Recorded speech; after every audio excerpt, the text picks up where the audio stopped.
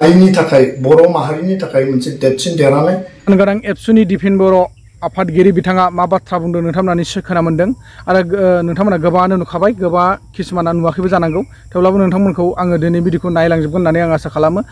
बिथाङा बुंदों जे बर' हारिनि थाखाय बा जोंनि जाथिनि थाखाय बे मोनसे देरसिन गोग्गानाय एबा देरहानाय होननानै बुंदों। मानि खारनाव जोंनि बर'फोरनि गेजेरनिफ्राय सानै एमपि महरै जोंहा दिल्लीसिम अर्थात पार्लियामेन्टसिम मोनहैनो हाबाय। बिनि खारनावनो डिफेन बर' बिथाङा माखासे गोबां खोथा बुंदों आरो इलेक्सननि खोथाखौ लानानै जोङो गोबां दाङाबाजि जालांबाय बा दावराव दावसि जालांबाय। बिनि सायाव रावबो जाहाथे आघात लायालासिनो दुखु मोनलायाजासिनो जालांनाय जाथायफोरखौ बावगारनानै ज'है गोरोबलायनानै जोङो खौसेयै बर' हारिनि थाखाय जौगानायनि खामानि मावनांगौ होननानै बिथाङा फोरमायदों। दा नोंथांमोना निश्चय बुजि मोनखायो एबा मिथिखागोन, जाहाथे जोबजासिम नायब्ला फारि फारि नायलांजोबब्ला नोंथांमोना मिथिगोन। दा बिनि सिगां सिगां पृथ्वी नारायण देब मेसआ मा बाथ्रा बुङामोन नोंथांमोना बेखौबो गोबाङानो मिथिबाय। पृथ्वी नारायण देब मेसआ बे बाथ्राखौनो फोरमायदों जे UPPL हानजाया राजु नार्जारिखौ पृथ्वी नारायण देब मेसनि खोथा लानानैसो UPPL आव एमपिनि सिटखौ होदिया आरो जाय BPF हानजाया थारमाने खाम्फा बरगयारिखौ होनायनि खारनावनो BPF हानजाया जेननो गोनां जादों होननानै पृथ्वी नारायण देब मेसआ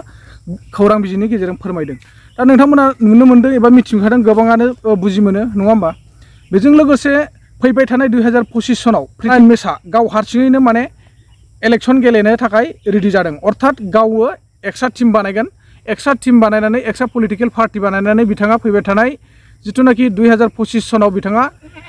इलेक्शनखौ गेलेनो थाखाय अर्थात BTC माने BTR इलेक्शन गेलेनो थाखाय बिथाङा रेडि जानानै दङ। दा नोंथांमोना निश्चय बुजि मोनगौ एबा मिथि मोनगौ सोर बबेथिं गेलेलायबाय थाथों, जास्ट जोंहा बर'फोरनि गेजेराव बा BTC अर्थात BTR ओनसोलाव दावराव दावसिल'सो जानो नाङा। जोङो जे समानै बयबो मिलायलायनायनि गेजेरजों BTR ओनसोलाव थाखानाय एबा BTC एरियायाव थाखानाय मानसिफ्रा मोजाङै मोजां गोरोबलायनानै खामानिखौ मावलाङो एबा फैबाय थानाय 2025 सनावबो मोजाङै बयहाबो बिदिनो जेननाय देरहानाय पार्टिया थाखायो। नोंथांमोना बेखौ आघात लालायनानै जेबो लाब गैया नङा होमबा। आरो खोनानो मोनदों बे दिनैनि बे डिफेन बर' बिथांनि जि बाथ्रा बुंदों बे बाथ्रानि सायाव नोंथांमोना निश्चय बुजि मोनो। जोंहा 2025 सनाव जानो गोनां इलेक्सन बेखौ लानानै गोबां आरो दोहौ सोमजिबावनो हागौ नामा, बेखौ जों साननो गोनां। दा आङो बेखौनो बुंनो सानो जे लोगोसे जोंहा NDA नि बिजाथि जयन्त बसुमतारिया MP महरै देरहालांनायाव मोनसे गोबां जोंहा साननांगौ बाथ्रा दङ। दिनै हिरा सरनिया जुदि थानायमोनब्ला MP महरै जोंहा बर'निफ्राय जयन्त बसुमतारिया दिल्ली पार्लियामेन्टसिम मोनहैनो हानाया गोब्राबमोन। मानोना हिरा सरनिया जुदि थायोमोनब्ला बे बिथाङा ओरैनो जिरायना थानानैबाबो देरहाफिनगौमोन, बे रोखा। दा बेखौ बयबो मिथिगौ। नाथाय बिनि गेजेरजों दिनै जोङो साबायखरा सोरखौ होनो गोनां दङ नोंथांमोना मिथिगौ ना बा बुजिगौ ना? नोंथांमोना निश्चय मिथिगौ, नाथाय नोंथांमोना खुगासो खेवाखैबा साबायखरसो बावहराखै। आं दिनै बेखौनो बिथांमोनखौनो साबायखर बावहरनो सानो। दिनै आङो बे खौरां बिजोंनि गेजेरजों बेखौनो आङो साबायखर बावहरनो सानो, जायनाखि हिरा सरनिया बिथांखौ फज'नानै दोननो हानाय अर्थात जयन्त बसुमतारिखौ दिल्ली पार्लियामेन्टसिम MP महरै दैथायहरनो हानायनि मेन गुबै जाहोनानो जाहैबाय जोंहा आदै दावराव देख्रेबमोन। आदै दावराव देख्रेबमोन जुदि गैयामोनब्ला, अमर सिंह आदैमोन गैयामोनब्ला हिरा सरनिया बिथांखौ जोङो BTC आव MP महरै फेजेननानै दोननो हानाया गोब्राबमोन। आरो दिनैनि दिनाव हिरा सरनिया बिथां गैयैखायनो अर्थात आदै दावराव देख्रेबमोन आरो आदै अमर सिंह मोनहा बे खामानिखौ मावनायनि खारनावनो दिनै जोंहा जयन्त बसुमतारिया NDA हानजानिफ्राय अर्थात बर'फोरनि गेजेरनिफ्राय दिल्ली पार्लियामेन्टसिम MP महरै सौहैनो हादों। दा नोंथांमोना मा सानदों आं बेखौ बुजि मोना, नाथाय नोंथांमोना निश्चय कमेन्ट सेक्सननि गेजेरजों फोरमायहरगोन, आं बेखौनो आसा खालामबाय। लोगोसे दिनैनि बे बेलायाव आं माबाफोर बुंनाया गेना गोरोन्थि जादोंबा नोंथांमोना गावनिनो आंगोनि बर' हिसाबै निमाहा होगोन होननानै आं निश्चय आसा खालामो। आरो माबाफोर गेना गोरोन्थि जादोंबा नोंथांमोना कमेन्ट सेक्सननि गेजेरजों फोरमायहर जे फंबाय बा नोंथां नोंनि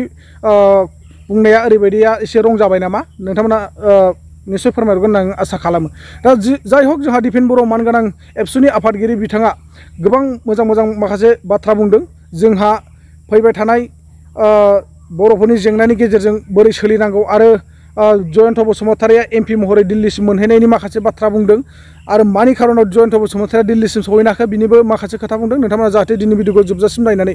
बुजिनानै लानो हागोन आरो लोगोसे कमेन्ट हरगोन आरो भिडिअखौ मोजां मोनदोंब्ला नोंथांमोना लाइक शेयार कमेन्ट खालामनो माबाबाबो दाबाव। मालকক 2025 सনত पृथ्वीराज नारायण देव मेसे एलायन्सत থাকি মই দলটো ক'ব বিচৰা নাই, এলায়েন্সত থাকি নিজাববীয়াকে এটা আঞ্চলিক দল গঠন কৰি 2025 চনৰ BTC নিৰ্বাচনত পৃথ্বীৰাজ নাৰায়ণ দেৱ মেছে 2025 বিটিসি নিৰ্বাচনত যুদ্ধ কৰিব আৰু এক ৰাজনৈতিক দলৰ লগত এলায়েন্সত থাকি 2025 চনত ৰাজগাদীত আমি অতি শীঘ্ৰে বহিবলৈ সক্ষম হ'ম বুলি মই একদম দৃঢ় যে কোকৰাঝাৰ লোকসভা সমষ্টিত খাম্পা বৰগয়াৰী বিপিএফৰ ৰং কেণ্ডিডেট খাম্পা বৰগয়াৰী যদি বিপিএফ দলৰ পৰা প্ৰতিদ্বন্দ্বিতা আগবঢ়ায় বিপিএফ দলে কেতিয়াও নিজিতে যেনেকৈ মই প্ৰেডিকশ্যন কৰিছিলোঁ যে বিপিএফ দলৰ পৰা খাম্পা বৰগয়াৰী ইলেকশ্যনত কণ্টেষ্ট কৰিলে বিপিএফ দলে নিজিতে সেই প্ৰেডিকশ্যনটো সঁচা হ'ল খাম্পা বৰগয়াৰী ইলেকশ্যন নিজিকিলে আৰু যাৰ কাৰণে ৰং কেণ্ডিডেট বাছনি কৰাৰ কাৰণে আজি বিপিএফ দলে পৰাস্ত হ'ল আৰু হাৰ মানি ল'বলগীয়া হ'ল UPPL দলে মোৰ কথাখিনি গুৰুত্ব সহকাৰে লোৱাৰ কাৰণেই ৰাজু নাৰ্জাৰীক তেওঁলোকে কেণ্ডিডেট হিচাপে নিদিলে আৰু ৰাজু নাৰ্জাৰীক কেণ্ডিডেট নিদিয়াৰ কাৰণেই আজি জয়ন্ত বসুমতাৰীয়ে UPPL দলৰ পৰা বিজয়ী হ'ল बे बिसायख'थियाव UPPL आरो NDA खौ जोङो मदद होनो बाध्य जादों आरो कारना जाबाय जे दुलाराय बर' फरायसा आफादा बे बिसायख'थिखौ जोङो पार्टी पलिटिक्स बा जोङो पलिटिकल दिगखौल' जों नायाबासिनो पलिटिक्स फर नेशन बिल्डिं बर' माहारि दानायनि मोनसे बिसायख'थि हिसाबैसो जों नोजोर बोदोंमोन आरो बेखायनो जातिनि अस्तित्व मर्यादा आरो आत्मरैखानि जे मोनसे बिसायख'थि हिसाबै जों नोजोर बोनानै जोङो मदद होदों कारण दिल्लीयाव जोङो 10 बोसोर बर' MP जों गोमादोंमोन क'क्राझार ST समष्टिनिफ्राय बर' MP जों गोमादोंमोन जों नुदों जे थांनाय 10-15 बोसोराव जायफ्रा रुलिंआव दं बिथांमोना 12 जन MLA दङमोन काउन्सिलाव मेजरिटी स्टेटआव मन्त्रि दङ थेवबो 10 बोसोर बर' अना बर'नि जे राजखान्थियारि जे थासारि आरो जायफ्रा रुलिंआव दङ बिथांमोनाबो बेखौ हमथानो हायाखैमोन आरो हिरा सरनिया बिथाङा कम्युनेल पलिटिक्स बर' अना बर' मोनसे आनरुलि टार्मेल सिचुएशन भायलेन्सनि सिचुएशन क्रिएट खालामनानै बिथाङा देरहालांदोंमोन दिनै जों बेखौ फिदिंनानै जोङो मोनफिनबाय आरो बे जोंनि हारिनि थाखाय बर' माहारिनि थाखाय मोनसे देरसिन देरहानाय आरो दुलाराय बर' फरायसा आफादा जातिनि अस्तित्व आत्ममर्यादा आत्मरैखानि बिसायख'थि हिसाबैसो नोजोर बोनानै NDA खौ जोङो UPPL खौ मदद खालामदों गोबाङानो जोंखौ दुसिदों गोबाङा जोंखौ सोंखारिदों जोंहा बेयाव खुनु आक्षेप बा दुखु मोननाय जोंहा गैया कारण बाथ्राया बेनो जे NDA नि टाइमाव बड' पिस एकर्ड NDA ABSU UPPL नि गेजेरजों जादों पिस एकर्डनि दफाफोरखौ रोखा रोखा आबुङै जों मावफुंनांगोन माखासे दफाया मावफुंजाबाय दिल्लीनि पार्लियामेन्टआव दिनै जोंहा स्टेट लाइक स्ट्राक्चार जी मोनसे काउन्सिल एसेम्बली सेगमेन्ट जोंहा काउन्सिल लेजिस्लेटिभ जी एसेम्बली दङ बिनि जी समष्टि 40टानिफ्राय 54सिम जोङो बानायनांगौ दानांगौ आरो जी पावर एन्ड फांसन 8टा जों एडिशनेल मोनदों बेखौ जोङो साबजेक्टखौ दाजाबनांगौ लोगोसेनो कार्बि आंलं ST हिलनि इस्यु आर्टिकल 280 125 एमेन्डमेन्ट जी पेन्डिं जानानै दङ बेखौ पार्लियामेन्टआव पास खालामनांगौ आरो बे नोजोरखौ बोनानै पार्लियामेन्टआव BTR एकर्डखौ आइननि मर्यादा होनानै मोर एरिया एक्सटेंशन मोर लेजिस्लेटिव एक्जिक्यूटिव आरो एडमिनिस्ट्रेटिव जी पावरखौ बांहोनाय फाइनेंशियल पावर बांहोनाय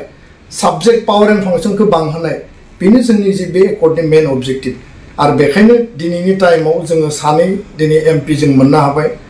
राज्य सभायाव रोनगोरा नार्जारी लोकसभायाव दिनै जयन्त बसुमतारी आरो बे बिथिंखौ नोजोर बोनानै जी थांनाय समनि कम्युनेल पलिटिक्स दंमोन बर' अना बर'नि पलिटिक्स दंमोन बे दिनै जोबबाय आरो दिनै शान्ति पिसफुल मोनसे परिबेश आरो बे पिसफुल परिबेशाव जोङो दिनै बर' हारि दानायनि दाफामफिननायनि निर्माणनि थाखाय जोङो आगान सुरदों